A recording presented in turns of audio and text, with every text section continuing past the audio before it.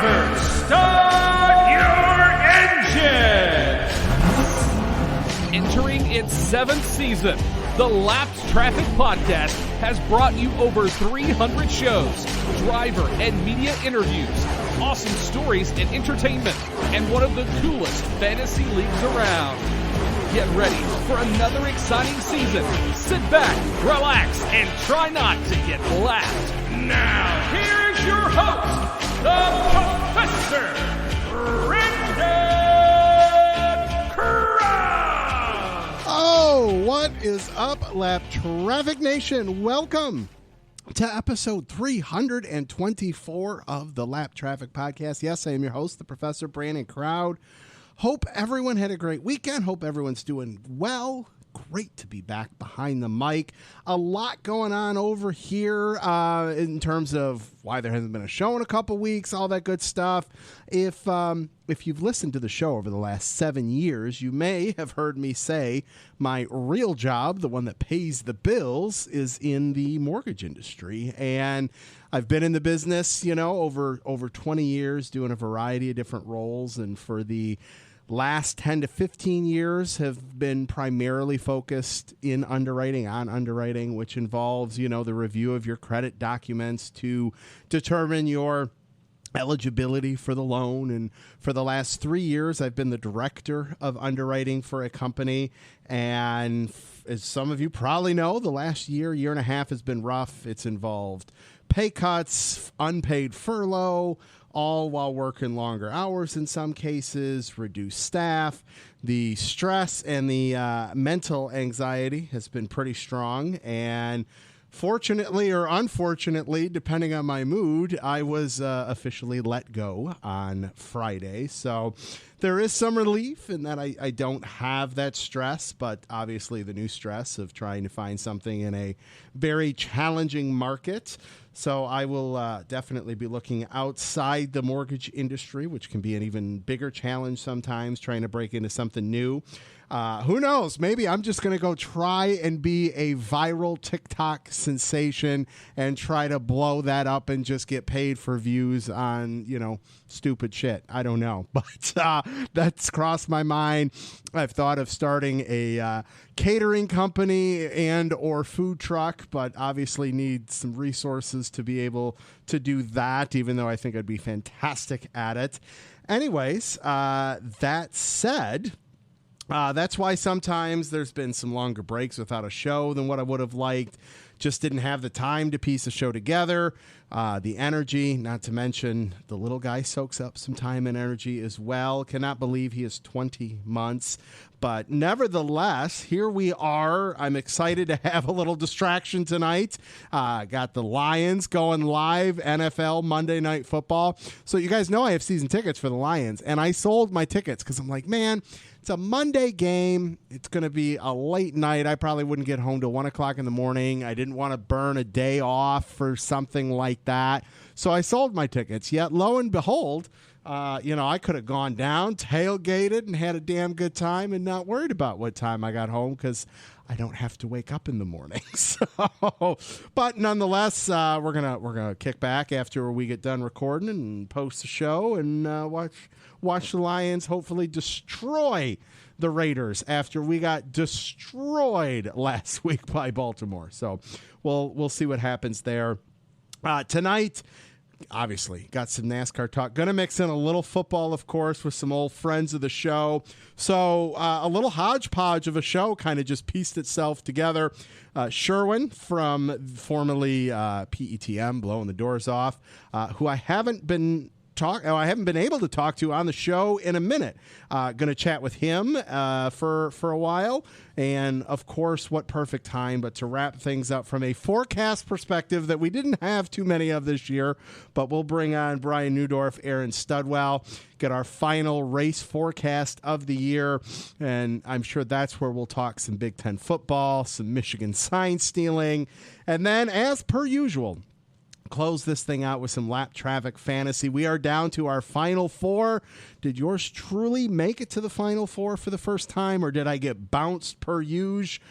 Well, you're just going to have to wait till the end of the show to find that out. So there's the scoop. There's what's been going on. I've missed you guys. I've missed being here. I hope you're still sticking around with the Lap Traffic podcast from a content perspective. And, hopefully now that I'll have a little bit more free time, I'll be a little bit more active on social media. We've got the giveaway, all that good stuff going on. So there's that. All right, let's get Mr. Andrew Sherwin on the line. All right, Lap Traffic Nation, joining me on the line for his 22nd appearance on the show, longtime friend and fellow podcaster himself. Welcome back, Mr. Andrew Sherwin. Sure, what's up, brother? How are you? 22 times. Holy cow. Yeah. It was just a year ago we were saying number 2 and 22. That's right. Yeah. Or 22 and 22. Yeah. Yep. I can't believe it's been 22 times, but hey, here it is. Happy to be here. Thanks, it's man. warm for one more day here in sunny middle Georgia now is where I live. 80 degrees today. It's going to be a high of like 55 tomorrow. Nice. So Friday was like a 75-degree day up here in Metro Detroit, and as you can see by my Berlin Raceway hoodie that I've got on, it's obviously turned. And man, I wanted to go to the golf course something fierce Friday afternoon and go grab one last 9 for the year, but that did not happen. So I think the clubs are officially going to be packed away here this weekend. I don't know. You can hold out hope. Sometimes y'all don't get a snow until closer to Thanksgiving. That is true. I tell you, the last couple of years, I don't even think we had snow before Christmas.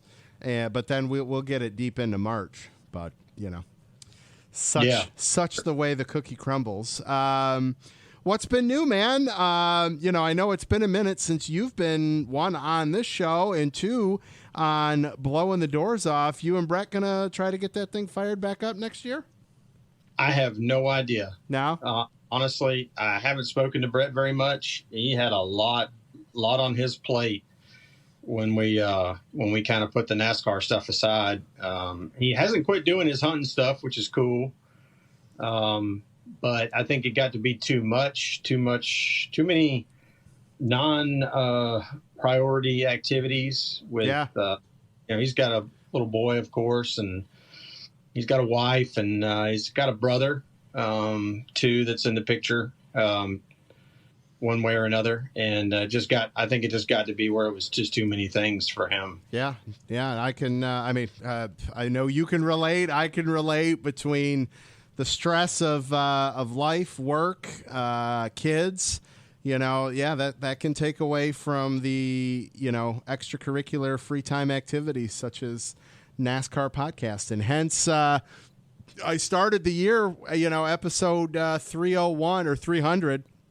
And, normally I'm ripping off 40 some shows a season, and this is show 24 for season 7. So it's definitely been scaled back a little bit.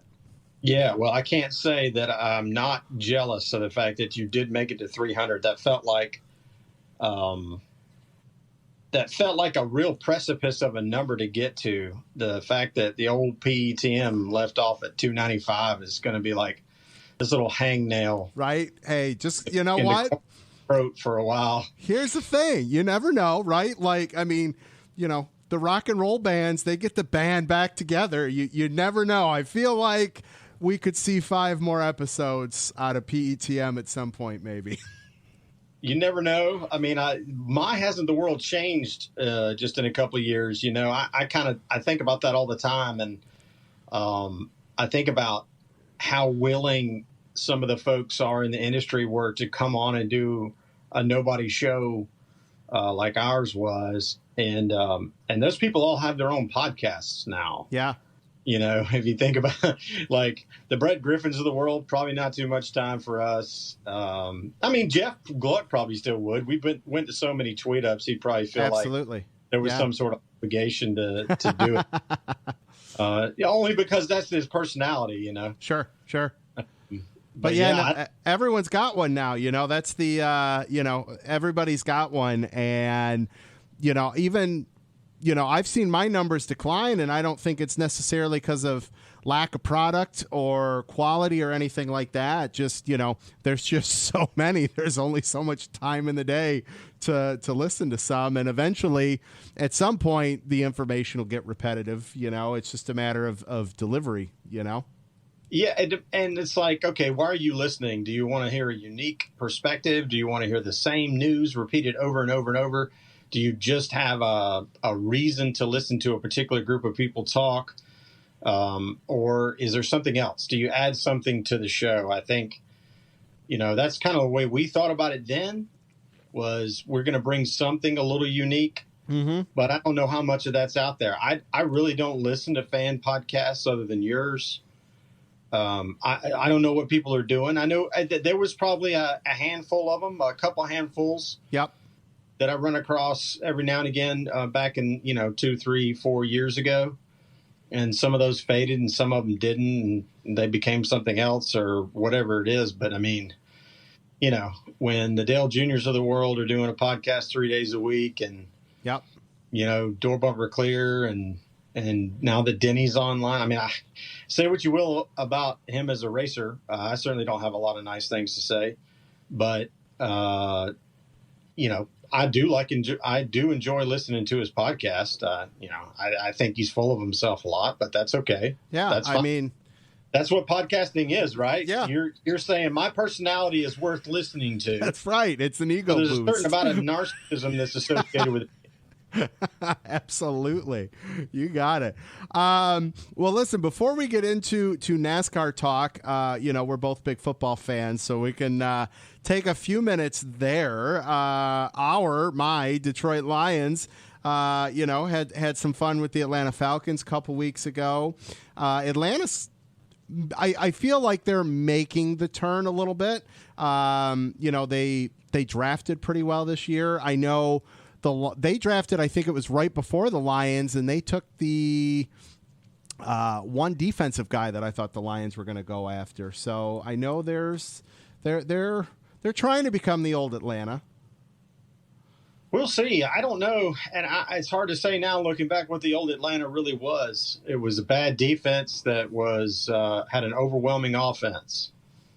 I don't know. They sat the quarterback. I don't know how much of the second half, but they brought in the backup, and he's let them, 17 points or something. Still lose, but yeah. I don't know, man. I'm not sure. I'm not sure. I think the more time goes on with this whole NFL thing, the more I subscribe to the idea that, there are 32 quarterbacks that lace up the boots every Sunday, but there's only about maybe 12 of them that are worth a damn. Sure. Well, they always say, we'll make the NASCAR parallel, 36 of the best in the world. Is it? I wonder. I have a little more faith that they might have the best 22 to 26 quarterbacks right on the planet. At least mentally and physically, the tools, those two tools together. Yeah. NASCAR is always going to leave a back door open for the money side of things. Absolutely. And the right relationship with the corporate sponsor or doesn't. A daddy's money isn't really happening at the cup level. No. Unless you're Paul Menard maybe or somebody like that. Yeah, maybe. Yeah, you could argue Cole Custer, though. I'm not going to sit here and poo-poo what he's doing, just because of who his dad is. But if Gene Haas had a kid, maybe you could talk something to that effect. But at the Cup level, I think you have probably the 26, 27 best stock car racers on the planet. Yep. Are they the best racers? No. Yeah. Are they the best American racers? No. It's a lot of these people aren't going to get shots based on what we've seen. All you got to do is pay a little bit of attention to what goes on behind the scenes, and you see it. Hint, hint, Haley Deegan. And not to pick on her either, because you know what? Hey, if we had that avenue, if we had that path, if we had that road paved in front of us, we would absolutely, every one of us would walk down it. Absolutely. No doubt about it. No doubt about it. All right. Well, we are wrapping up the 2023 season this weekend at Phoenix, which is crazy to think about another season in the books. It always feels like Daytona was just like last weekend, and 3 seasons of weather will turn upon us, and we'll wrap things up here this weekend. It's very crazy how fast 36 weeks, 38, 39, depending on off weeks and all of that. But let's talk about the Truck Series a little bit. Kind of a different group. Couple guys not racing for the final for the championship that I thought would be in there. We got Corey Heim, Carson Hocevar, Ben Rhodes, Grant Enfinger running for the championship. I'm very surprised that Zane Smith did not make that group. I'm surprised Christian Eckes didn't get into the final 4 there, but nonetheless, we all know what we can expect of Ben Rhodes. He gave us a Brad Keselowski-esque type championship interview a couple years ago when he ran, and I'd be okay with version 2.0 of a Ben Rhodes celebration. I don't know. It's already been mentioned this week on some of the stuff I listened to, and I would agree. I don't know how you could not have fun with that. Especially given the fact that Ben's probably as far up the ladder as he's going to go. That's as much. You're supposed to have fun. Yes. Yes. You can have fun whatever way you want to do it. You could say, "Oh, well, that's not really cool. He did all those interviews when he was drinking." And it's like, okay, well, then don't have your kids watch, or exactly. if you don't like drinking, then just don't watch it, or whatever it is. Hey, I'm a relatively newcomer to this whole not drinking world, but I still think it's hilarious. Sure. Yeah. How else would you want somebody to celebrate who's from Louisville, Kentucky? Right. It's like the wettest place on earth.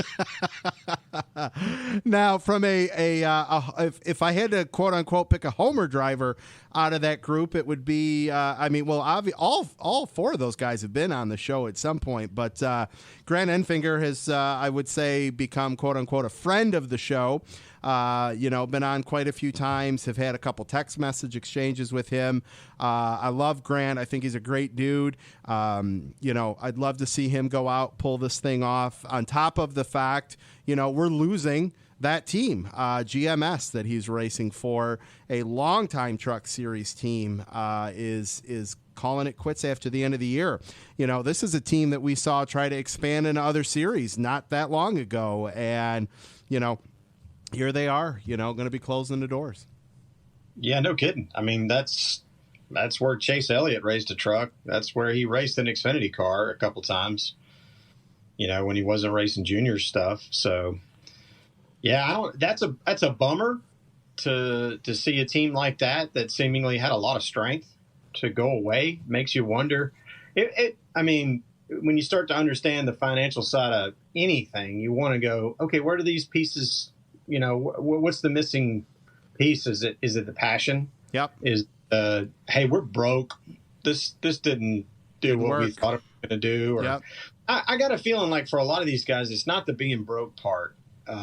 It's got to be that somewhere along the way, the amount of effort and energy input did not match the enjoyment. Yeah, absolutely. Because I would think they'd still be able to bring in sponsors. I think Grant Enfinger would strap into the car next year, given the opportunity to do so. So, I don't disagree with you at all there. That's for sure. Let's see. Matt DiBenedetto is an interesting story to talk about in the Truck Series. Here's, a guy that, left the Cup Series, went down to the Truck Series, second year with Rackley Ware Racing, and had a we'll say statistically better season year 2 than year 1. Made the playoffs, did not make it into the second round of the playoffs, and we're going to talk about it here when we talk about in the Xfinity Series in a little bit in terms of Sheldon Creed and RCR. But things seem to get, a Ron Burgundy, that escalated quickly with Rackley Ware Racing, Matty D not even letting him finish the rest of the season. Yeah, they took their football and went home. Yeah, I think one of the issues with Matt is I think he probably did not communicate very well when he was just sort of unhappy.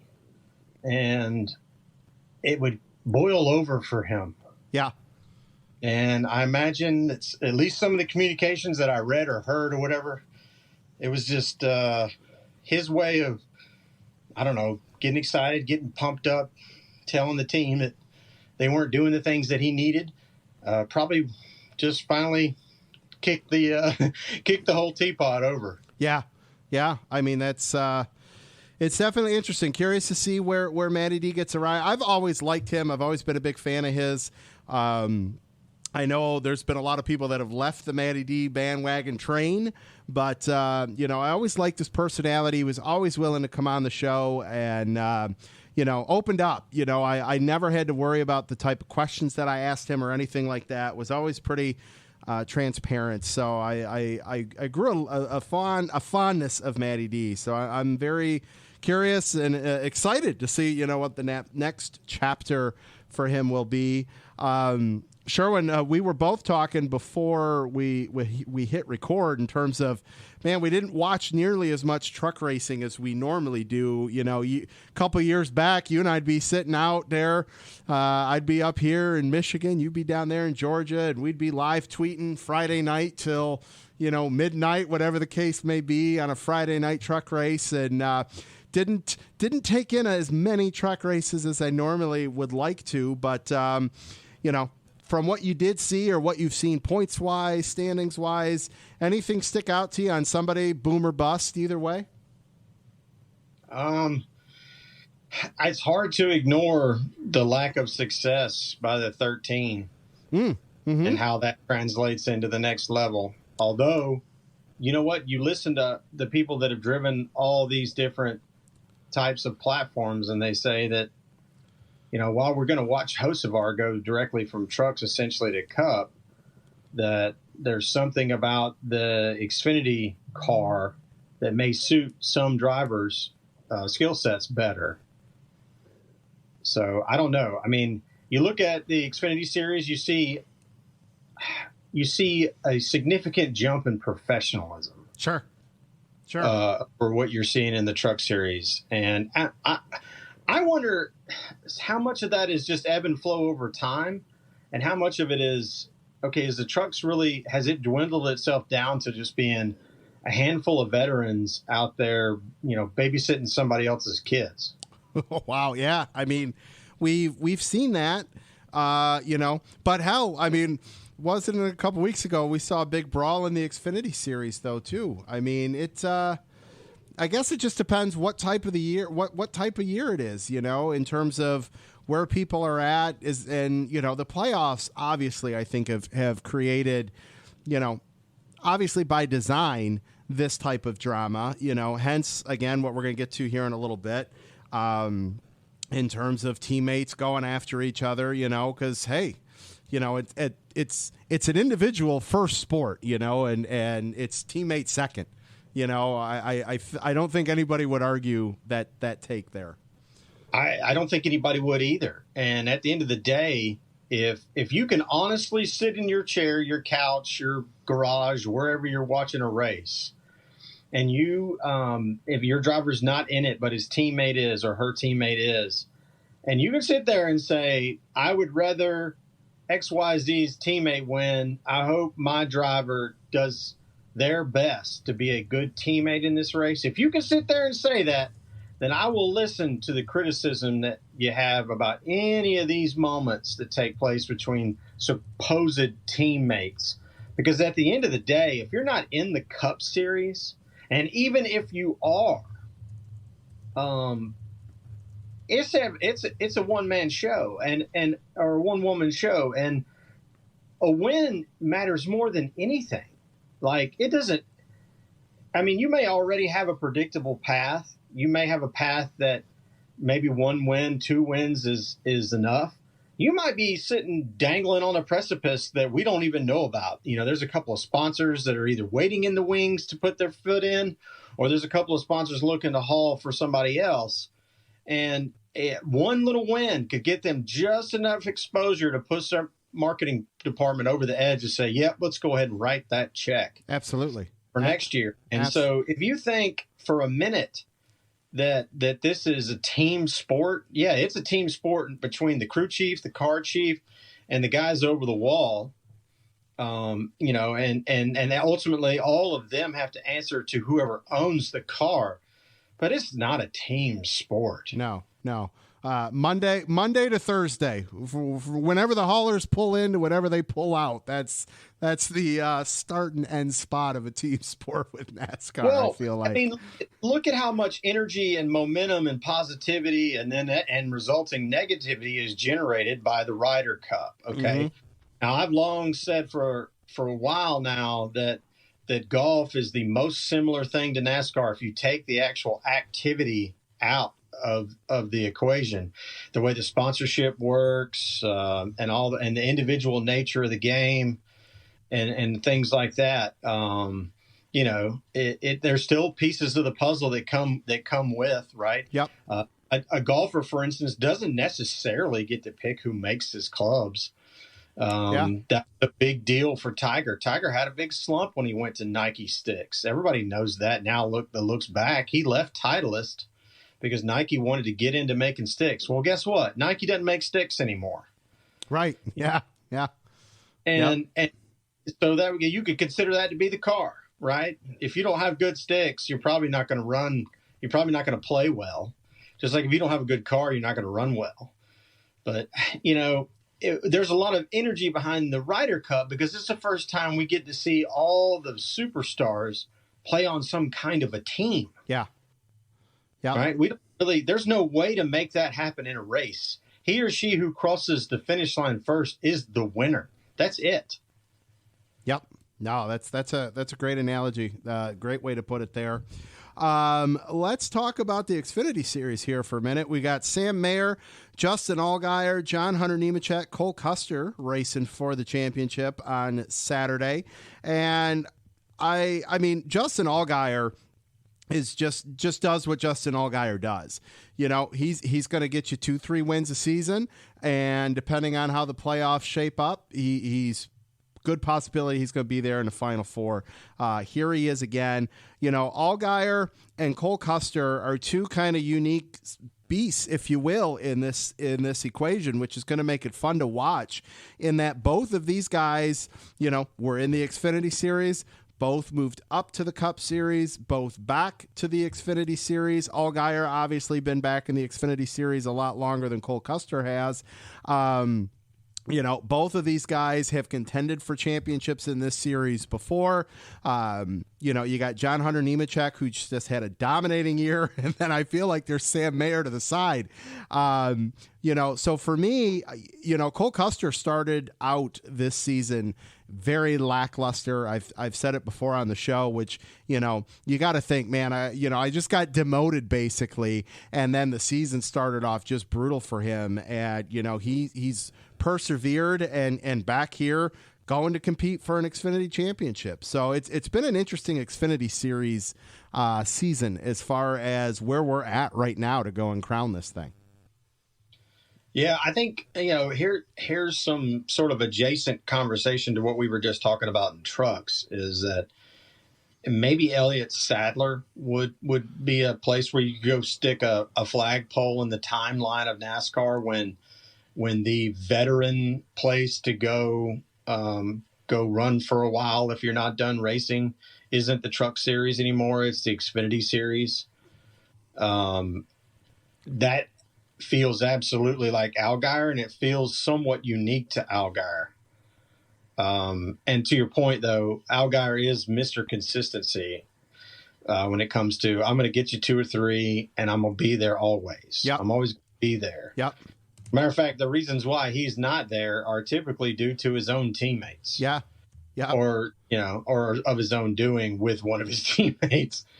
So, yeah, I know Cole's is kind of an interesting situation. I would have thought coming into this year that Cole probably needed to have, a Nemechek type season to get back out of the Xfinity Series. Mm-hmm. And I think it appears at least that's true. There's a Stewart-Haas car sitting over there, and there's rumors flying about who's in it, and the rumors aren't about Cole Custer getting in it. No. Nope. Maybe it's not even rumor. Maybe it's already fit for print, but just think about a driver who may have got tossed out of his ride earlier the year for some social media mishaps, and you probably can hover around the right spot. Right. But yeah, I don't. I think at least as far as the race goes, I think it's going to be fun. Yes. I think you're going to have somebody who's lightning fast with, a little predilection for making a mistake or two in Nemechek. Custer's a lot more calculated. Allgaier is as calculated as it gets until you piss him off. Yes, sir. But Allgaier's got the magic juju when it comes to Phoenix. Yeah. So they're going to have to show up with cars that are tenths better than him over the entire run in order for them to beat him there. I agree. All right, let's talk about, Sheldon Creed, RCR, the whole incident, the battle between him, Austin Hill on the track, teammates, both racing for a spot in the Final Four, both basically in must-win situations to advance. We know Sheldon Creed is leaving RCR at the end of the year. Austin Hill, I believe he's either re-signed or is coming back, to RCR. And then after the race, you had Andy Petrie come up to Sheldon Creed. What's your whole take on the situation there? I think the situation is that Creed, anytime you want to leave RCR, it seems to be a problem. And I don't necessarily mind RCR for being like that. Richard's always been Richard. Richard is what he is. Yeah. Right. You should know that by now. If you're Austin Creed if you're Creed, Sheldon Creed, you should know that going in that you're getting in bed with Richard Childress Racing. There's a little bit of that old school mentality that maybe doesn't exist at other race teams. Mm-hmm. That like, this is family until you tell us you're out, and then you're not family anymore. Yeah. And I don't know how much to read into that, who's getting the better cars and who's getting glad-handed in front of that. I mean, Creed kind of spoke to some of that about Austin Hill. I'll say this from a personal perspective. Austin Hill was very gracious enough to join the PETM podcast probably 6 or 7 years ago when he was still running a partial schedule on trucks. So as a fan, I always root for his success. I think at the end of the day, that race was for what it was going to be with a restart with everything on the line. I don't know what could have been a whole lot different. Right. I don't think Creed really raced him all that bad. I think we won't have SMT data to ever look at with the Xfinity Series because they just don't have it. They have GPS, which can only tell you the speed of the car. It can't tell you everything else that's going on in there. Austin feels like he got brake checked, and that blew his motor up, and so he's pissed off. Okay, good. He talked a long time on Dale Jr.'s show about how he didn't really like the kind of person that he was in the moment where he smacked around Matt or Myatt? Oh, Myatt Snyder? Snyder, the other one. Yeah. Who was it? Talk. I'll Google it. Yeah, it doesn't really matter, but he knocked the hell out of him. The hit hurt him. Of course, Austin Hill's a big dude. It was Myatt Snyder. Myatt Snyder. Yeah. Okay. Yep. So that's interesting that he was sort of in the middle of some of that Saturday. But I don't know. I think you're going to have this with teammates, particularly in series outside of Cup, where it's like, okay, you made it home when you're at Cup, especially if both drivers are under contract. Right. This isn't really one of those kind of deals. Well, this is already a situation where Creed says he's gone, and Austin Hill has signed a 3-year deal that probably leads to Cup. Okay, so Creed's got to go find something for him. Now, how long has it been in the works that he's going to Gibbs? We don't know. Does it matter? Not really.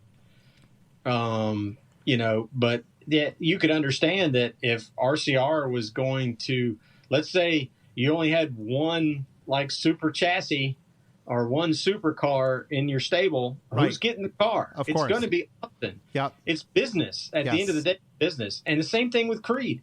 If he looks at it and says, I'm not getting the best stuff, I'm never getting the best stuff, I'm going to leave. Okay, good. Good on you for recognizing that. Find you a better place to be. So I don't know. I don't think the fallout will be too bad on this. No. I'd really like to see next year if they tangle up a little bit when they're Absolutely, you know it. Yeah, no, I mean, to me that was one. It's racing. It's Martinsville. Not to mention, it's by design. You've got Martinsville as your cutoff race before the Final Four and the championship. I mean, that's what NASCAR wants, is that kind of stuff. That it's creating the drama, it's creating the views, it's creating the must-win situations. That's what this playoff for. And I'm not complaining about it. I don't want it to come off like that. I personally enjoy these 10 races in this format. I enjoy it.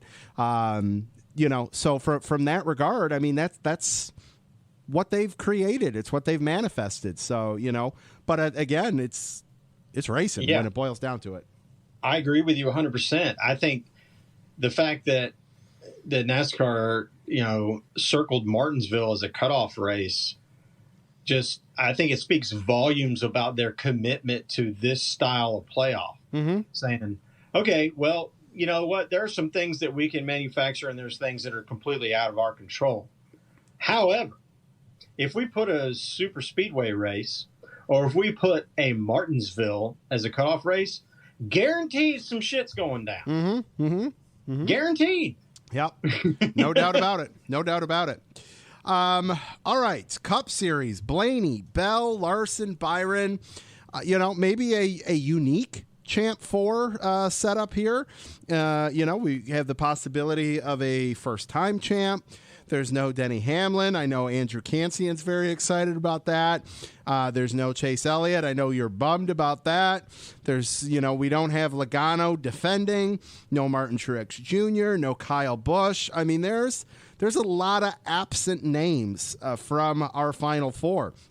And looking at things, though, this should be a very competitive race to the championship. Byron won the spring race. Blaney finished second last fall. Larson's got a win there. Bell's got a couple top tens. So all things considering, it should be competitive and it should be a damn good Cup race on Sunday.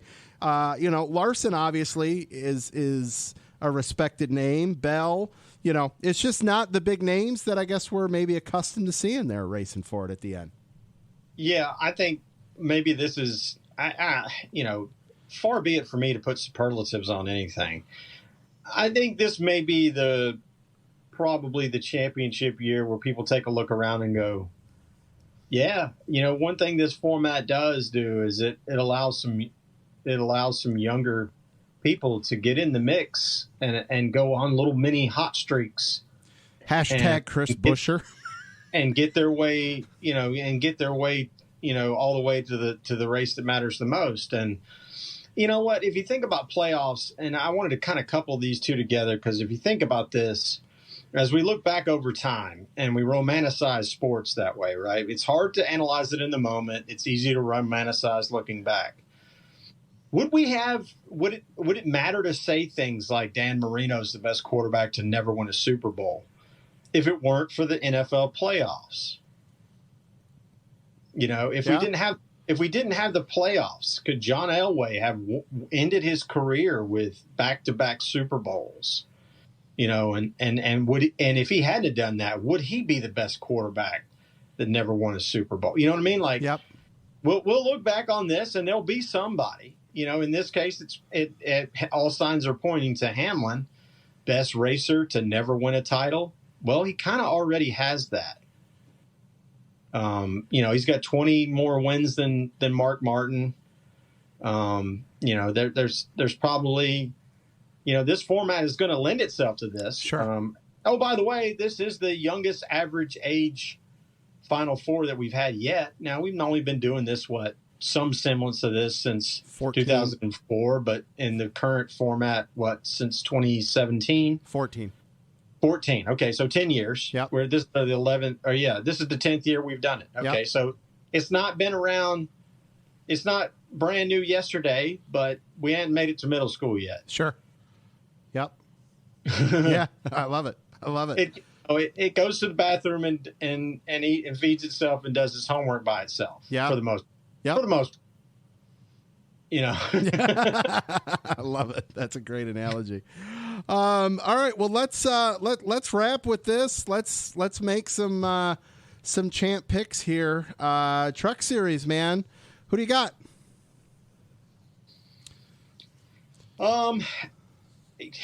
Golly, it's hard not to just pick as a fan. Sure. I really like that Hocevar was able to sort of figure out what it was that was kind of going screwy in his mind, in terms of all the trouble that he managed to get in, and he stayed fast. Yeah. That doesn't seem to be a skill set a lot of drivers have, is to calm down and stay fast. I like that. So I think I like Hocevar. I like Nice Motorsports because of Ross, right? Sure. I would have never known who they were without Ross. Yeah. They seem to be a good group of folks that, but you know what? I thought Corey Heim was in position to be the next guy probably 3 years ago. Okay. Or 3 or 4 years ago. Wasn't he racing Brad's truck? Oh, back when it was it? Yeah. Well, that folded 2017, 2018? Yeah. So that's been a minute. Yeah. To your point, Grant Enfinger is a great ambassador for the sport and a great ambassador for the series. And he's a good old Alabama boy, a little bit of a lisp. He's a nice guy. He just kind of goes about his business. He doesn't ruffle feathers.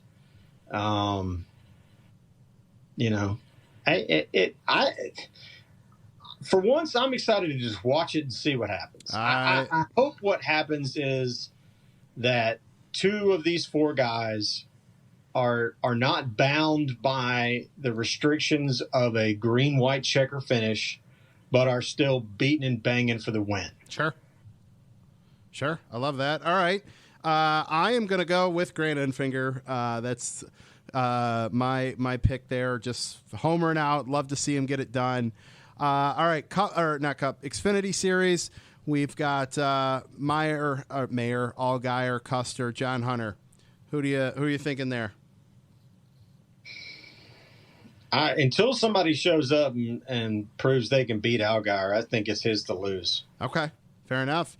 I rolled with him for a good chunk of Lap Traffic Fantasy. So I am going to go with John Hunter Nemechek. I think it's he's had a hell of a season, and I think he's got the potential there. All right, the Cup Series. Who do you think's going to walk away with it? Well, the only piece of Wood Brothers attire that I own, I bought because Ryan Blaney started driving the 21. So to say I'm a Ryan Blaney fan is probably a mild understatement. So I think I'll just go as a fan. I'm going to root as a fan for Ryan. That. Plus, stats wise, you could argue one way or the other. You could study all you want to study, but there's only one person that knows for sure whether or not he was faster than Joey Logano last year, and that's Blaney. I believe he was. I love it. I'm torn. I'm between Blaney and Larson. I'd like to see Blaney get it. Get that first championship, kind of cement that Hall of Fame career there. So I'll roll with Blaney as well. Oh, alrighty, sir. Well, listen, man, we're are you still rolling out there on social media, or you kind of got that to a close? I am completely absent from right? I was social. gonna say radio silent. Yeah, I'm not sure what to say about that. Yeah. It's all right. It's been healthy in a lot of ways. Yeah. But at the same time, it's like, you miss some of the things along the way. I don't know how much you miss versus what you gain by having it. Yeah. It can be misused, which is the reason why I don't have it right now. And I'm better for that piece of it, at least the awareness that, sometimes you really ought to just be yourself and not worried about what somebody else's feedback about what you have to say, whether it's funny or stupid or mean. Yeah. Yeah. No, I hear you. Well, hey, you'll know where to find this, so that's good. Sherwin, man, I mean, hell, this is almost 40 minutes. That was awesome. Enjoyed the conversation. Glad catching back up with you, and look forward to talking with you soon, brother. Yeah, absolutely. Enjoyed it. Thanks, man. Well, great talking to Andrew Sherwin there. Always love catching up with him. Been a great friend. Since we pretty much fired this thing back up back in 2017, 7 seasons ago. All right. Well, now you hear a little John Cena music, which I hope I don't get in trouble for playing that. I kicked it out to you guys to see who you guys think your champ is, and the champs are going to be here on Sunday. So let's get to some of your guys' calls to see who you think it's going to be bringing home some hardware trophy hunt, or no, what are they? Hardware hunting, whatever Colleague Racing says. I'm trying to blank on it. Alex at Alex Raleigh Nines got Blaney, Sam Meyer, Carson Hocevar. Braden at the Braden _ has Blaney, Allgaier, and Rhodes. Austin at AK Cook 3's got Byron, Allgaier, and Hocevar. Patty at PJ Coy's got Blaney, Custer, and Rhodes. Scott at 1985 Wagner's got Byron, Meyer, and Heim. Sweet Carolina at Farm Life of 5 has Byron, Allgaier, and Hocevar. Jacob at JC Miles 510 has Blaney, Meyer, and Hocevar. Rob at Rob Hardy's got Byron, Allgaier, and Heim. Fritz at Fritz 9824 has Byron, Allgaier, and Enfinger. There's one for Enfinger. SC at Go Fast Troy has Blaney, John Hunter, and Corey Heim. Matt at CH9 SC Fan has Byron, Custer, and Hocevar. There's one for Custer. Camper at Camper News Net, Byron, John Hunter, Corey Heim. Mike at Mike 50545628. You're just missing a niner in there. Has Byron, Meyer, and Hocevar. Jennifer at Jennifer Leaning's got Blaney, Custer, and she forgot to send a truck pick in, but that's okay. You heard Sherwin. He's got Hocevar and Allgaier and Blaney. For Homer picks this part here, I've got Enfinger. For Cup side of things, John Hunter deserves it. Allgaier would be the story. Custer would be another story. What a bounce back. There's a lot of great storylines, as we talked a few minutes ago, coming out of the Xfinity series. No doubt about that. Everybody was either Blaney or Byron. Blaney I'd be cool with. Something tells me maybe Larson, but we shall see. So thanks for sending in your picks. I definitely appreciate that. We'll have some more listener interaction. Hell, we might even do a listener call-in show or two now that you guys all know I've got some time on my hands. So we'll see what we can strike up here over the next couple of weeks as things wrap up. Definitely going to be looking forward to getting the legendary Jeff Striegel on for our regular season wrap up, as we're known to do. But that said, check out the website, thelaptrafficpodcast.com, Facebook, The Lap Traffic Podcast, TikTok, Twitch, Instagram, Twitter, all that Lap Traffic PC. Go follow on TikTok. I've done videos in the past, and who knows? You might see some of me. You might see some spoofs. You might see some of Alden. Who knows? We might fire that thing up just to stay sane while we're not trophy hunting over here. We're job hunting over here. So that's go check that out. And don't forget about the giveaway. I'm going to pick the winner after the Xfinity Series race. It's got a Kevin Harvick 124 diecast, brand new in the box, some NBC swag, some Lap Traffic swag. It's a jammed pack prize pack. Ooh, Man, I did that in one take. Go check that out. Tell your friends, follow, retweet, all of that good stuff. All right, let's see what kind of shenanigans the legendary Brian Neudorff and Aaron Studwell and I can get into. Shall we? All right, Lapped Traffic Nation. Very excited to have these two fine gentlemen on with me here as we wrap up the 2023 season here this weekend at Phoenix. We had to squeeze in one last weather forecast. So joining me on the line, the legendary Brian Neudorff and Aaron Studwell. Gentlemen, how are ya? I'm doing well. Yourself? Excellent. What podcast is this again? This is the this is the Just, ass I need to make kissing, sure. You sound familiar. I don't know. Have I talked to you before? It's been a minute. It's a it's a pleasure. I'm a big fan. Pleasure to be on for the first time. Glad to have me on. First time, long time, right? Exact. Sorry. Oh, that's awesome. Well, welcome back, guys. Yes, it's been a minute.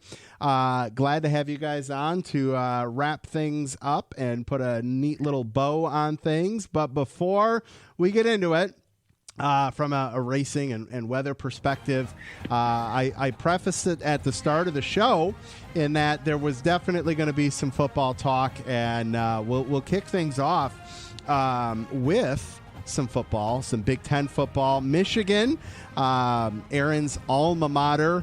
I'm a Walmart, Michigan fan, and Brian is Purdue alma mater. So yeah, I'm the only one that can't say alma mater to either of these two schools. A rematch from the Big Ten championship game where I met Brian for the first time in person, which was awesome. And, I mean, aside from sign stealing, it should be a great matchup coming up this weekend, eh, boys?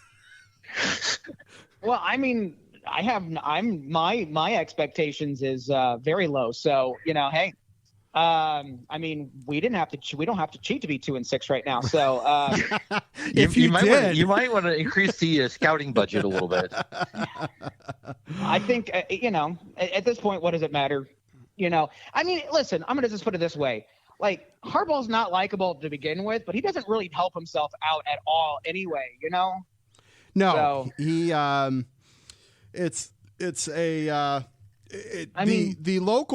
the local radio, sports radio here in Metro Detroit has been obviously all hands on Michigan football.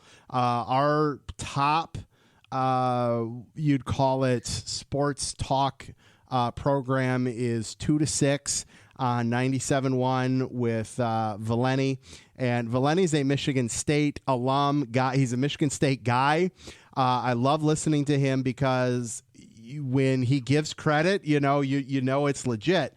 And that, he's talked about Michigan. You're going to the national championship game all year, and so the fact now that we're getting a little heat from him, which is well deserved, I would say, in terms of, here's the thing, we probably didn't even need to do any of this, and we'd still probably be as dominant. I don't know, Aaron, you could probably talk a little better to that than I could, but it's an unfortunate time for this to be popping up when, we could be, scot-free, and on our way to a championship. The thing that's I want to hold off, I hate to say hold off on because I want to continue to talk about it, is everything, we don't have anything official. True. Everything's been rumors and innuendos. We saw a guy in the stands wearing a Michigan jacket holding an iPhone. Nobody's seen the budgets. We've got reports that. Also, my understanding is the guy who's leading this for the NCAA has got a hard on for Harbaugh. Yes, you can trademark that. He's got a hard on for Harbaugh. I like that. That should be on a T-shirt this week. Like, no doubt about that. Like, he impacted supposedly the Michigan job.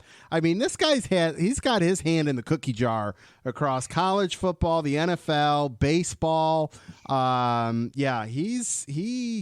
He throws his weight around, that's for sure. I can't think of his name, but they were talking about it on one of the John Bacon was talking about it. Yeah. Like, this guy just, Yeah, he's.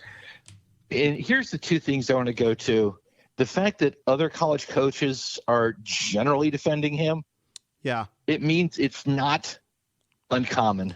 Well, I don't think anybody else wants to get busted, so they're just gonna be like, I think, it is what it is. I've got no comment. We're getting the no comment a lot too. Yes. So. And the other one is, and I hate to quote Pat McAfee, but I will. I'm not wearing McAfee. And I'm not wearing a tank top. Okay, good. If you didn't know it was illegal before, if you didn't know it was illegal before or against the rules before, you can't complain about it now. Yeah. I honestly had no clue that you couldn't go sit in the stands and scout a game, because honestly, you're going to get two things. You're going to get a better view watching it on TV, and then you're going to get their all 22 footage anyway. Yeah. I don't understand. If this was the thing, why was it necessary? Right. I mean, I'm back and forth. I think most of these programs have a big enough budget. I get maybe some of your Division IIs don't. Maybe your lower like maybe Illinois, maybe Indiana, because they're more focused on basketball. All of these schools have a surplus. They're not operating at a deficit. To me, it's like, this is, we're talking big boy stuff here. You didn't need to go to a game. No. I hope I don't get in trouble. I don't think they'll put the camera on me if I'm at the Liberty ODU game in a few weeks. Right. Yeah. Don't wear a Michigan coat. Yeah. I guess, could they have been a little smarter or a little bit more discreet about how they went about it? Probably. But maybe the fact that they didn't really thought, maybe they didn't think they were doing anything wrong. I don't know. Brian, you've been too quiet too long. Well, I didn't want to interrupt. I'm not as immersed into this whole discussion. I've heard the rumors and stuff like that. Like, I love the idea that that TCU knew about this and then they had dummy signals, and that's. I do like that as well. I do have to admit to liking that as well. Yeah, I mean, if that's the case, then good for them. Just when you think Ohio State and Ryan Day was trying to pull ahead as being like the program nobody likes besides Michigan fans, right? Harbaugh decides, hold my beer.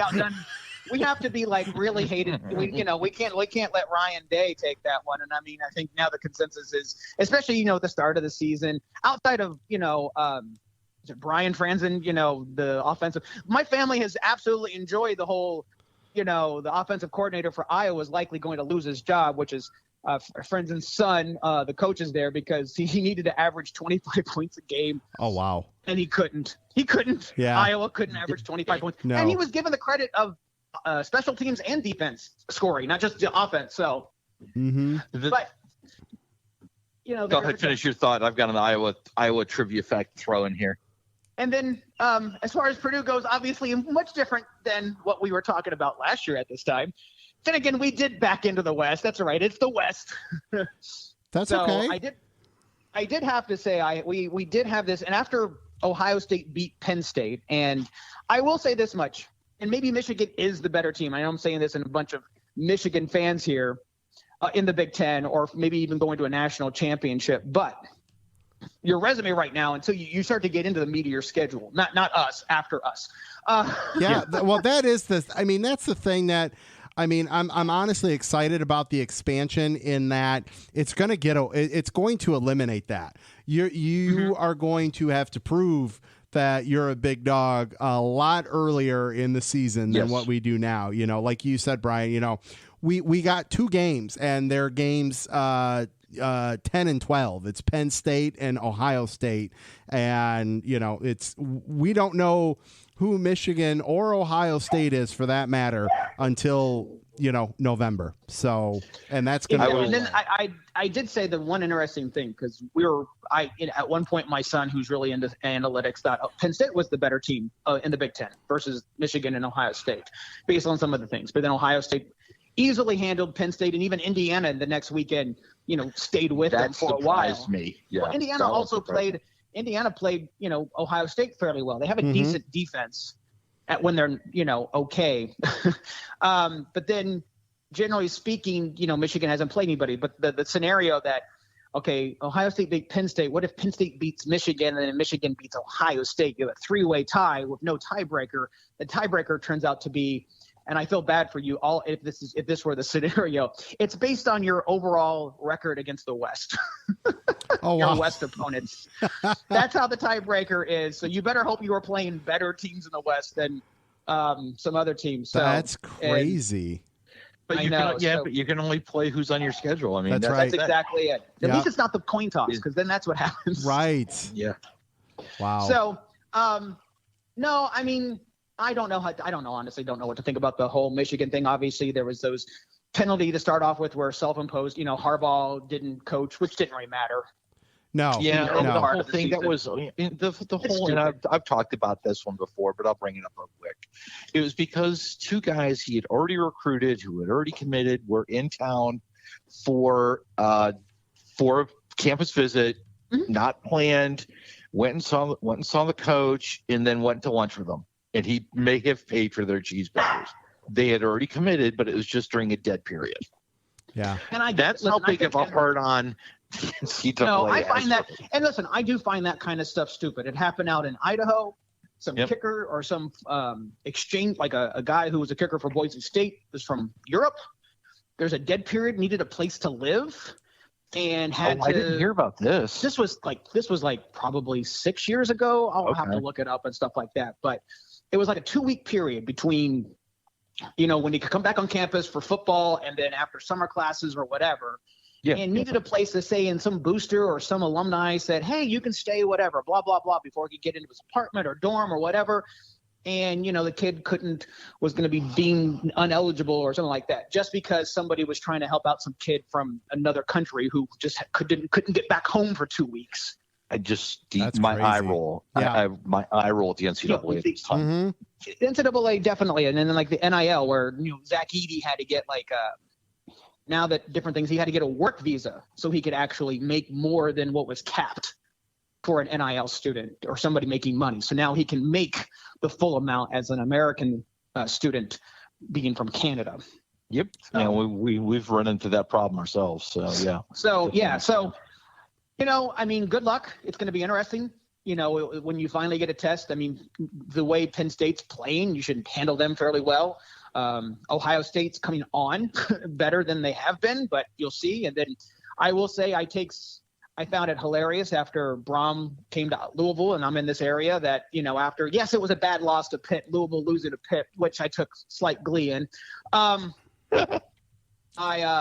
was even with a rare opportunity that I was actually cheering for Notre Dame. But, then what I expected, the whole fan base just completely turned on him after that game, briefly calling him a bum, how horrible it was. Just that's the fan base in Louisville. Sure. So your Louisville people down there, you guys, I get it, but I've listened to your radio and it's just sad. It's sad. I do want to go back, and I know Brandon, you're a gambling numbers guy, right? Yes. Lowest over under ever this weekend, Iowa Northwestern 29.5. Wow. Iowa, where are they playing? If it's at Northwestern, I'd take the under. And Northwestern beat Maryland, so they did. Yeah. Hold on, let's see. Now that's my second team. My son, and I'll probably get kicked off this phone call forever. But generally speaking, like the Twins, who are big into college football, they say that Ohio State's generally their second favorite team. For me, it's where my dad went to school, which is Northwestern. So I don't pick them very well. Purdue and Northwestern, real big powerhouses there. Yeah. It is home. Well, it's home. Iowa. It's at Iowa. Man, that's going to be an interesting one. Punting is winning. Right. Well, that's the thing. That's one where I probably stay away from spreads and over-unders, and I'm looking special teams, prop bets, and shit like that, because something total crazy like yardage. that. Right. Yeah. That'd be crazy. All right. Well, let's not bore the listeners that are still here with any more Big Ten college football. Let's transition. And we started to get on a tangent before we hit record, and I said, hey, let's save this. This is a good topic since we have the two finest meteorologists in NASCAR history on. We were talking about what the number of impacted race weekends, what constitutes a weather impacted race weekend, and it's all subjective. It's all based on, well, for me, if I'm at the track and rain impacts qualifying or practice, well, then, yeah, it impacted it. If I'm sitting at home and I'm not watching that, then race goes off as normal. I don't consider that impactful. Or if, we're talking, a 30-minute red flag because we lost the track, or, whatever the case may be. So, Aaron, I know you got some stats perhaps to roll off. The least surprising statement of the day. I have a list. You have a list. I have a list. And this was actually put together by Jonathan Fjeld mid-season. I've kind of added to it. Okay, we have had 20, and this is where Brian and I are going to disagree, but I want to throw it out here. We have had 20 weekends impacted by weather during the season. Now, in some capacity, right? In some capacity. Yep. But we can go through and say, okay, it rained during the truck race at Daytona. Did they run the whole race? Yes. Okay. I want to put in rain and snow at Fontana for as much fun as that was. No, that was truly impacted. I mean, there was some. Yeah. Yeah. No, I'm saying, yeah. So that's one I have marked in Martinsville, right? So that was a weekend. That was. But here's the ones I have. Here's what I have, and it wasn't until I went to Martinsville and I'm like driving through there, both on the roads to get there and then onto where you park. And I realized, this would have been a really big deal. Mm-hmm. Mm-hmm. Okay, so Fontana, rain and snow. Martinsville, a truck race was shortened because of rain. Dover Cup race washed out to Monday. Charlotte, May, both the Cup and Xfinity race were run on Monday. Mm-hmm. I would say Chicago was pretty much impacted by rain. It was impacted by rain. They ran all the laps, but no, they didn't. They called it short. No, they called it short because that's right. They called it short. Yeah, they made a mid-race call there to shorten it by 20 laps or something like that. Yeah. Okay. No, I will even say that one. I mean, a lot of things on that one. That was just like, that. I mean, the flooding itself was making headlines. Okay, right. That's all right. Okay, so Atlanta Cup race was Atlanta 2 Cup race was shortened. That was July. Trucks ran on wet tires in Ohio, not an issue. New Hampshire Cup washed out till Monday. Michigan Cup rain delayed. It would run on Monday. Indianapolis road course, Xfinity, rain during qualifying, lightning and rain during the race. And then Bristol, not dirt.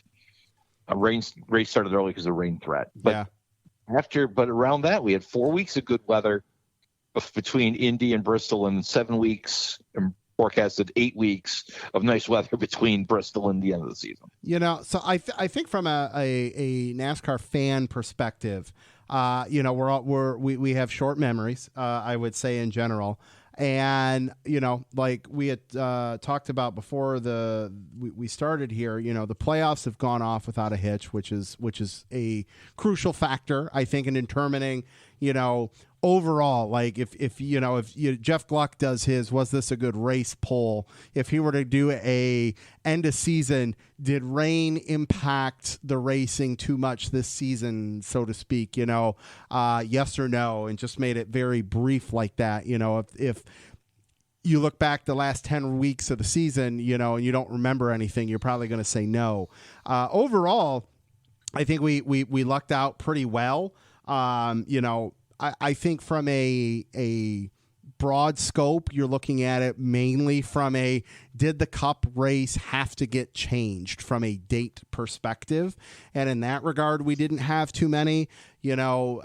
I think is 4. long. Yeah, 4. I mean that's not horrible. I think so overall. And I would to be say clear, it's above. I would say it's above average though. probably. I mean, I I'm sorry. would say rain shortened ones. Yeah. I think we've had. I mean, it feels like, and I don't have a list. Okay, so I'm just there. That's something also not surprising. I don't have a list, and but You like two. the general Well, fan, you two. What's that? That's what Brandon is like. Show prep. Right, show prep. Why would I show prep? I was not given. Maybe you were told what the topics were going to be. No, No. Can you be on the phone call? So, I had to look up what this podcast was. So, I mean, that's where I was at. So, who's this guy asking me to call in? yeah, So, no, I mean, maybe I feel like compared to like the last 5, maybe 6 years, this seems low. But that's just my take. Given some of the seasons we've had, especially with big races as well. Now I'm looking at the drought monitor. It's not surprising. Not surprising across the South that we've benefited fairly well in the last part of the season because I don't know, a good chunk of the South and Texas and into the Carolinas and up through the Ohio Valley is under a fairly drought situation. So Sure. yeah, that would help. Yeah. And to be clear, like just to reiterate, because a disagreement overall, I don't disagree because generally thinking when you buy a ticket for an event, while yes, you can get practice and qualifying and some of those tickets and stuff like that, generally you're buying a ticket for a race. And if the fan has bought a ticket for a race, that's the main event that most people are going to be or tuning in for. And so to me, that is where if it's a race, be it the truck, Xfinity, Cup, my take there is, if it's rain shortened or impacted anyway, then yes, I'm all saying that weather had an impact. Not that, but practice and qualifying, while in the end does impact the overall racing because they couldn't do certain things. At the end of the day, I still much rather see one of those sacrificed to the weather gods than the actual main event. Absolutely. Agreed. 100%. Yeah, I just but from our perspective and from our responsibilities, and this is to Brian and I, what we used to do more of, and it's really we've both kind of eased off a little bit, is monitoring Friday, Saturday, and Sunday. Yeah. And we'll watch race times. But and also since pandemic, it's really, we haven't had a lot of practice. Sometimes we're just getting back, 22 to having qualifying. And we always have the benchmark of Texas in the fall of 2020. Yeah. When we didn't finish the race until Thursday. Yeah. Oh man. Let's see here. Halloween coming up. Brian, will we see some form of the Ghostbuster incredible props that you have busted out? I was going to actually say you have to drop the music in there. Oh, I've done something. That. I actually have that idea. I can play music with my pack. We're talking about.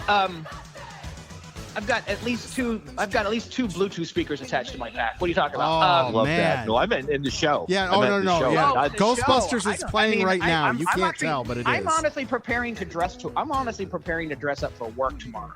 Awesome. All right. Just put it that way. Here we go. Here we go. Are you sure you're not going to be told you're not professional enough? No, that could happen, but I think that's already been established. No, that's fantastic. No, listen. Brian has shared a picture and some videos of the Proton pack that's been customized. I mean, this thing is. I mean, 7-year-old Brandon lost his shit when he saw this and was very, very jealous of it, and I got very excited. And it's funny. I've got my diecast collection. I've got my WWE little championship belt thing going. Brian, I fully appreciate the commitment to the Ghostbusters that you have. It's a thing. I love it. It has been wonderful because it's not just necessarily me. One of my sons is doing it with me. That's awesome. We actually had an event this past weekend in Indianapolis, because I'm going to be honest, we are part of, I'm part of a franchise. If you know the line from the movie where Bateman goes, the franchise rights alone will make us rich beyond our wildest dreams. There is a group called the Circle City Ghostbusters, and Zach and I are both a member of that. They had a big event this past weekend. That's cool. So I've been actually quite busy every weekend. So, Hey. yes. And actually, because the fact that I realized at almost 46, less than a month, I turned 46. I know, Aaron, I'm young. You both are. Someone's That's all right. got to go chase Gozar. I mean, it might as well be you. So Because of walking around with this pack that I had customized, the Hasbro pack, and then customizing it, it's freaking heavy. And the next morning, I'm like, oh dear God, my back hurts. I joked with my son once because I dropped something and I had to go pick it up with the pack on, and I looked at him like, you could have helped me pick those up, because there's going to be a moment when I do that and I'm not getting back up. Okay. that's funny. So I did buy, for those of you still are out there, maybe on November 1st, Brandon, if you want, even Aaron too, November 1st, Spirit Halloween. Spirit has a life-size scaled replica, makes sounds and everything. Of you? So I bought one of those, slightly cheaper than what I paid for mine. Oh, wow. And Nice. I'm going to have a lighter version to carry Nice. around at events. Nice. Where I'm going to have to wear it a lot longer so that I'm not hurting so much. Fair enough. I love it. But yes, So I'm going to walk around the neighborhood. Nobody comes to my house because we're like an inlet cul-de-sac, and everybody wants to loop around the neighborhood. Okay.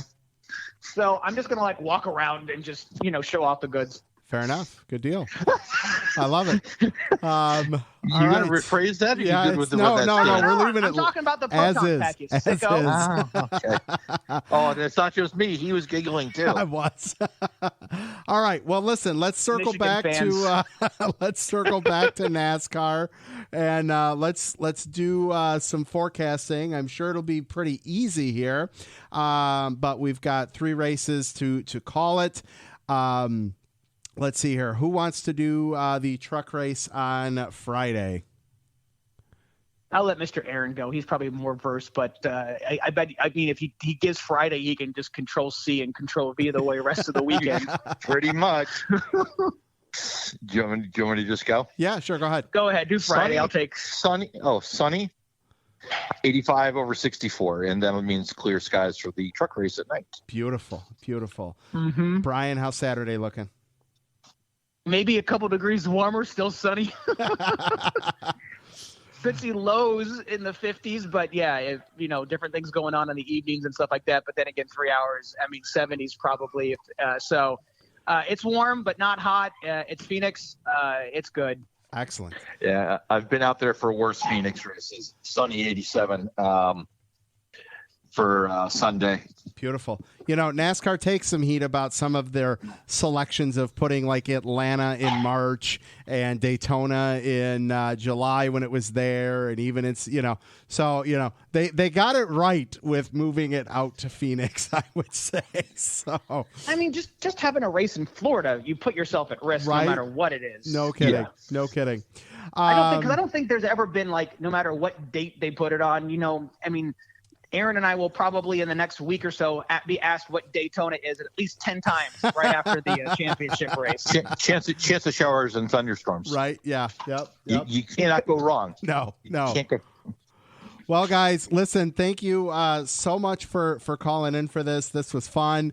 Thank you, as always, for the support. I know we probably didn't get to do as much as, at least I know I would have liked to have done with a rotation this year. I know we tried the Twitter Spaces thing, which I still stand would work and would be good. Just time and all of that just got away from me there. But who knows? I've got a little extra time on my hands now. We're going to try to get creative with something to refresh things and all that good stuff. So thank you as always, and look forward to talking with you both very soon. This is Thank why you. NASCAR gives you the off season. Been a pleasure. It's been an abbreviated but good season. Enjoy both you guys and appreciate both your friendships. Thanks, brother. All right, guys. Likewise. Thank you, sir. All right, we will talk to you soon. Peace out. See ya. Oh, Lap Traffic Nation. Great time with Brian and Aaron, as always. Okay. Man, what a great show. This has been a lot of fun, something different. But it is that time. It is time to close this thing out with some Lap Traffic Fantasy. All right, Lap Traffic Fantasy. Time to close this thing out. Just a reminder, to those of us that are left, get your picks in by 5 o'clock Eastern Standard Time on Thursday. Oh, I can't not believe another Lapped Traffic Fantasy season is coming to an end. Season 7. Joining me on the line, the first is no stranger to the Final Four. He's no stranger to the champ. He actually could be the first repeat winner. It's Joe Hewson. What's up, brother? How are you? Doing great. How's it going, Brandon? Oh, not too bad, man. Thanks for coming on. Thanks for the continued support and patronage of Lapped Traffic Fantasy. And the other is first-time player, and he's made it to the Championship 4. It is Andrew Yu. What's up, Andrew? Well, I think we had Andrew, but then we lost him. We'll see if he can hop back on here. Joe, what'd you think of the league so far this year? I mean, obviously pretty good. You made it to the Championship 4, but anything you'd like to see change next year? Because I definitely have one thing in mind that I'm probably going to change. Okay. No, I mean, I feel like it's been great as always. I started off really slow this year and kind of thought I was going to fall behind and be out of it, but made a strong run with the second stage and then made up a lot of ground in the playoffs with some, good luck or maybe a little bit of skill and research. We'll just put it mostly to luck. But I'll say this: I really appreciate you, running things and updating things, being very, consistent with sending the email reminders out and all that. And I know you got a lot on your plate right now and still recording shows when you can and putting it on. I really appreciate it. Well, thank you, man. I appreciate the kind words there. And it's gotten a little chaotic, but definitely try to stay as much on top of the fantasy as possible. And the thing is, the start of the year, it becomes it'll take me 90 minutes to 2 hours to log all the picks because everyone's playing, everyone's in. And as people just slowly start to think, oh, I'm out of it, and then they stop playing. So by the middle of segment 2, at that point, it becomes an attrition battle to where, as long as you're sending in points or picks and getting points, it's not that it can be doable. You can make up ground as people start falling off or things like that. And, the playoff expansion this year, I think, worked really well. I think that created a little more excitement and kept some extra involvement, which was good. And the one thing I'll tell you that I think I am going to change next year are the 2 picks per driver in Xfinity and Truck. I think we're going to drop it down to 1 to match the Cup Series, if you will. And I think that's the last big swing change, and I think we'll have finessed this thing pretty well. Yeah, I like that idea. I mean, I think, the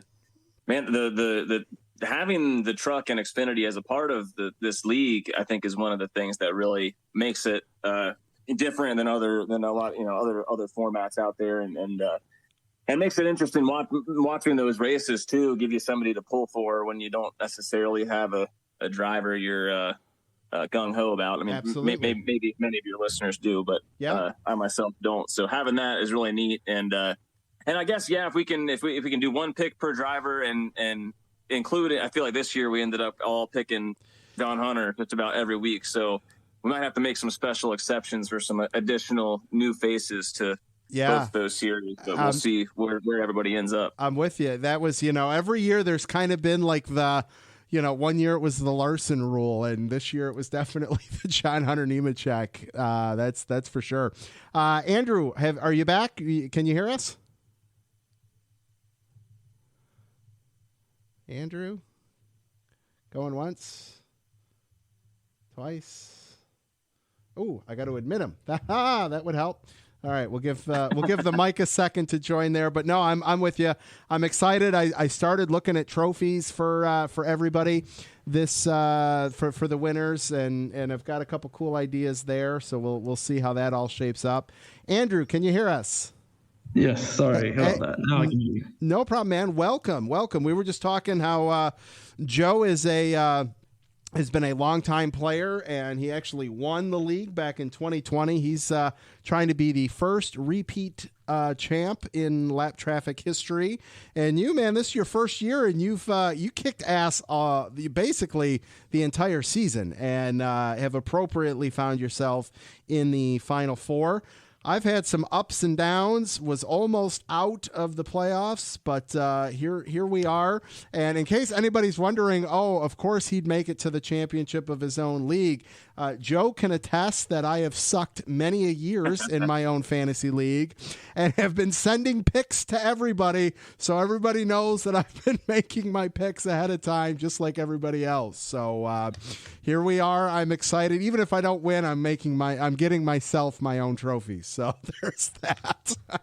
There you go. Andrew, what'd you think of the league and your first year in? Oh yeah, I thought it was a great idea. It was great fun. I mean, it's pretty simple to join anyways. I mean, and to play as well, all you had to do was just pick 3 drivers from each of the series. I mean, yeah, you had a little restrictions, but yeah, it was a pretty fun league overall. Thank you. Appreciate that. Yeah, it's so simple. Just pick 3 drivers and, I'll send you a trophy at the end of the year. It's no brainer. No brainer. Let's see. This past week, I had Martin Truex Jr., who made me very nervous. He was rolling around back there 20th, 25th all race. Lopped out a 13th place or 12th place. I'll take that. And John Hunter Nemechek got me 60 points. Joe, you had week high with 86 with Blaney and John Hunter there. Nice job. And Andrew, you had Denny Hamlin and John Hunter for 80. So nice job, guys, to find yourselves into the Final Four spot. So what do you say? You guys ready to make some picks? Yeah, might as well. All righty. It is the finale. We are headed out west one last time for one more race to close out the 2023 NASCAR season, crown some champs, which means it's also time to crown a lap traffic fantasy champ. On the truck side, we'll see Corey Heim, Grant Enfinger, Ben Rhodes, and Carson Hocevar going for the championship. In the Xfinity Series, we'll see Justin Allgaier, John Hunter Nemechek, Sam Mayer, and Cole Custer. And the big dance Sunday afternoon, William Byron, Ryan Blaney, Christopher Bell, the B-Train, Triple B, and Kyle Larson competing for it. All 4 of those guys very solid at Phoenix, mind you. Who brings home the hardware? Who walks away with our 2023 Lap Traffic Fantasy Championship? We will find out this weekend. But first, it's time for our picks. All right. Joe, we'll start with you for the truck series. Who are you going with in the trucks? All right, definitely pulling for our friend of the show, Grant Enfinger, but I think I gotta go with Corey Heim. Fair enough. Grant Enfinger is definitely the homer pick that I'm not going to be upset about if he's taking home the championship. I'm with you there. Andrew, who are you going with in the truck series? Well, in the truck series, since we don't count stage points for the Champ 4, I might go a little bit different there and be a little risky. And I'm going to take, I think I still have one pick on this guy left who's got a really good average finish here, and I'm going to take the 38 truck of Zane Smith, who also won the race last year too. That is solid, sir. I don't hate the thought process there. I am going to go with the 42 of Carson Hocevar. Okay, Xfinity Series, I'll kick things off with it, and I am going to go with the guy that's gotten me there, the guy that pretty much only got me all my bonus points all year, and I am going to homer it with John Hunter Nemechek. Joe, who are you going with Xfinity? Yeah, John Hunter, definitely the classic pick for this season. And Andrew, your strategery, as Walter probably would say, sounds good for the trucks there. I'm gonna pick Justin Allgaier though. I think this is finally his year. I really enjoy him. He's got a good character and every time he wins a race, it's a lot of fun to see his celebration. So hopefully he can bring it home this time. I'll go with Allgaier. I like that pick. Andrew, who do you got for the Xfinity Series, my man? Yeah, so I guess I'm going to also think outside the box again for my Xfinity pick, and I'm going to go with a guy who was a little bit upset with your pick, Brandon, or upset with you last week, and that was Sammy Smith. He was kind of upset after the race. John Hunter Nemechek kind of denying him a chance for the Champ 4, but yeah, I think he can race pretty well and kind of repeat his success in the spring he had. And I guess since I'm picking or just for the chant for why not? I'll go with Joe and pick Justin Allgaier. I like that. Yeah, no, it's Allgaier would definitely be that feel good story win. I think come out of the Xfinity Series. Longtime vet, junior motorsport. It checks all the boxes for a feel good story with the 7 car. That's for sure. And all right, Sunday afternoon. Who do you guys have? Andrew, we'll start with you for the Cup Series. Yeah, so I guess I'm going to go with the guy who is, I would say he's the king of Phoenix, even though he hasn't won a lot at the track. It is going to be a guy that's pretty much gotten top 10, I think. Yeah, he's got 20 straight top 10s and 9 wins here, so that even though he hasn't had one since, kind of a few years, but that guy in his final race of his Cup Series career, and I'm going to go with King of Phoenix, Kevin Harvick. I love that pick, sir. I contemplated that myself just for shits and giggles, so I'm glad someone's rolling with the 4. Joe, who do you got for the Cup Series? Man, I would have thought that would have been you, Brandon, picking Harvick there. All right, that is a good pick for you. But I managed to save my shared hometown kid of William Byron, going for the 24. Nice. I like that. And I am going to go with the 5 of Kyle Larson. I still have him available. I was going to go Kevin Harvick, but I'm like, because I thought I had used all of the Champ 4 drivers already, but I saw I still had the 5 left, so I said, what the hell? Let's roll with it. And if Kevin Harvick brings it home, I am not going to be upset about that. So that's for sure. Well, listen, guys, thank you so much for taking some time out to record this. I hope you guys enjoy the racing all weekend. Thank you so much for playing.